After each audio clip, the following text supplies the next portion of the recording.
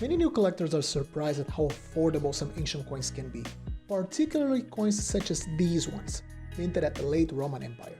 They might not be visually impressive like a silver denarius, and some of the men and women featured in them might not be as immediately recognizable such as Augustus or Trajan, but they are very easy introduction to ancient coins.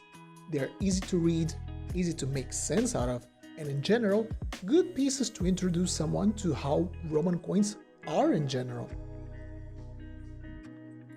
So today I want to show you guys a little online tool that helped me a ton when I was starting. It's a website called tesorillo.com. They have an identification tool that makes it simple for even the absolute beginner to get the basics about their first late Roman coin. So for that, I picked up one of my own coins.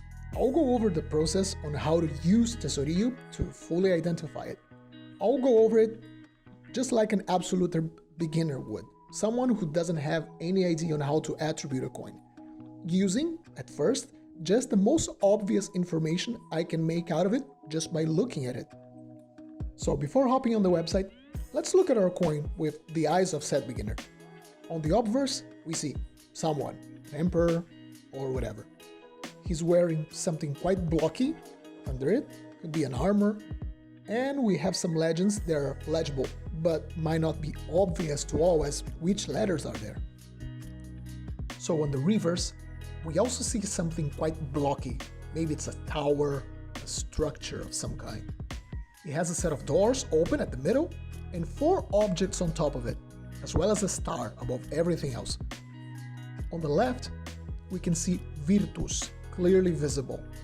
You don't need to really make an effort. And on the right, we also have something readable, but it isn't immediately recognizable. And under the structure, we also have a set of letters, which we have no idea what it means, for now. So let's head over to Tesorillo, and the first thing you might notice is that it is in Spanish, but fortunately the section we're interested in, the identification tool, has been fully translated to English, so let's click the British flag. This will take us to a page with a series of different options. The main 5 use different elements of the coin to attribute it. Once you're more knowledgeable, you will be able to identify them using all of these. Reverse type, by emperor, but for now, I recommend we use the most obvious one, which is types of reverses. So once we get to the types of reverses, we're greeted with this vast selection of types. Now it's a matter of looking for the reverse on our coin. That's what's genius about this website. No previous knowledge is really needed. You just need to match what you have in your coin with what you have over there. So if you look at all of the list, it looks like number 8. A camp gate is what we're looking for.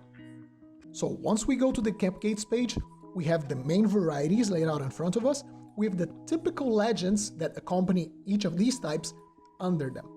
This is where we need to start looking at small details. Our coin has 2 little doors open on it, as well as 4 things on top of the camp gate, which leads us to only 2 varieties of this list. Virtus Augustorum, and right next to it, Virtus Caesarum. Ours seems to be the latter by looking at our legends, so we're gonna click on it. Okay, we're getting close. This page shows even more varieties, and finally we are presented with the different kinds of emperors who issued this kind of coin, this particular kind of coin. There are a whole set of different bust types for each leader, accompanied by their legends. Once again, we're going to try to find the portrait match, or something that is close to it, and the matching legend. And there we have it. It's Crispus, Constantine's son, with the legends Crispus, space, Nobilicimus Caesar. It also gives us the reverse legends, Virtus Caesarum. If we move to the very bottom of the page, we will have the dates of issue of each coin, as well as the mint they were made. So that's great, we already have the issuing authority, the full obverse, the full reverse type, and even the specific years this coin was minted. Now we only need to figure out what ARL, what we have on the right, means. for this, we're going back to the identification tool homepage and click the mints page. Remember when we first looked at our coin that we saw a set of letters at the lower part of the reverse? This is the mint mark. In our case, upon close inspection, we can make out the letters T, A, R, L, separated by a crescent, which we will ignore. We want to focus on the letters for now. So now we have a big series of mints and letters associated to each mint. This is where things can get a little bit confusing, as mint marks can get a little bit complicated. And there can be extra letters before and after your actual mint letters, which generally designate the officina or the mint branch where it was struck, as well as other letters meaning different things. So it might take more or less case, but in our coin, TARL can be read as T, a prefix for third officina, and Arles, the city of Arelate, modern-day Arles in France. Our mint mark can be as simple as a single letter, or it can have like 5 or 6 letters. Things were simply not very simple in the Roman bureaucracy. And there we have it. We have found all information about our coin. So let's sum it up quickly. So the result of all of this cataloging is that our coin was struck under Crispus, son of Constantine, between the years 325 and 326 AD at the third officina at the city of Arles. On the obverse, we have an armored bust of Crispus looking right, wearing a laurel crown, and the legends Crispus Nobilicimus Caesar. The reverse features a camp gate with its doors open, with 4 turrets. Well, there's some controversy at what these really are. And the star. And the legends read Virtus Caesarum. And there we have it.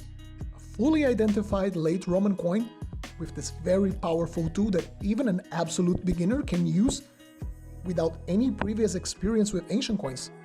So now you head over there and identify your own coins. Hopefully this video was useful. Leave a like if it was, and consider subscribing if you'd like more content like that. So I hope you all stay safe, happy collecting, and see you soon.